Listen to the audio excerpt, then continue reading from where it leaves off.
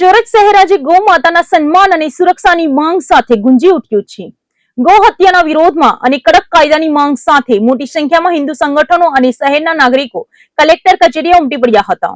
ગૌ માતા કી જયના નારાઓ વચ્ચે સમગ્ર વાતાવરણ આક્રોશ અને દેશભક્તિના માહોલમાં ફેરવાઈ ગયું હતું। સુરતમાં આજે ગૌ રક્ષાના મુદ્દે જનમેદની રસ્તા પર ઉતરી આવી હતી। શહેરની કલેક્ટર કચેરી બહાર આજે વહેલી સવારથી જ ભારે હલચલ જોવા મળી હતી। વિવિધ હિન્દુ સંગઠનોના આહવાન પર હજારોની સંખ્યામાં લોકો ગૌ માતાના સન્માનમાં અને ગૌ હત્યાના વિરોધમાં એકઠા થયા હતા। પ્રદર્શનકારીઓના જોરદાર સૂત્રોચ્ચારથી કલેક્ટર કચેરી ગુંજી ઉઠી હતી। આ વિરોધ પ્રદર્શનમાં માત્ર યુવાનો જ નહીં પરંતુ મહિલાઓ અને વૃદ્ધાઓ પણ મોટી સંખ્યામાં હાજરી આપી હતી।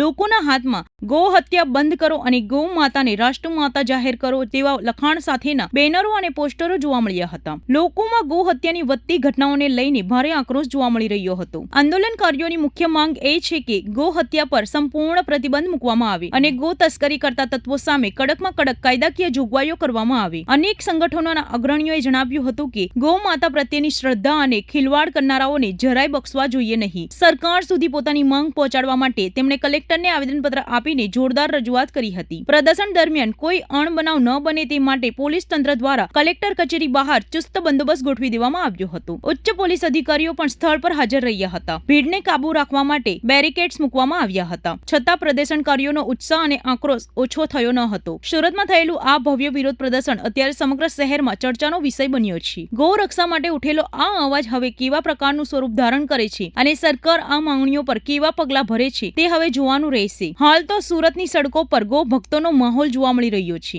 गौ माता राष्ट्रमाता, गौ माता को मिले सम्मान, एक ही नारा एक ही गौ माता को मिले सम्मान, एक ही नारा एक ही मान, गौ माता को मिले सम्मान। बंद करो भाई बंद करो, गौ हत्या बंद करो, बंद करो भाई बंद करो, गौ हत्या बंद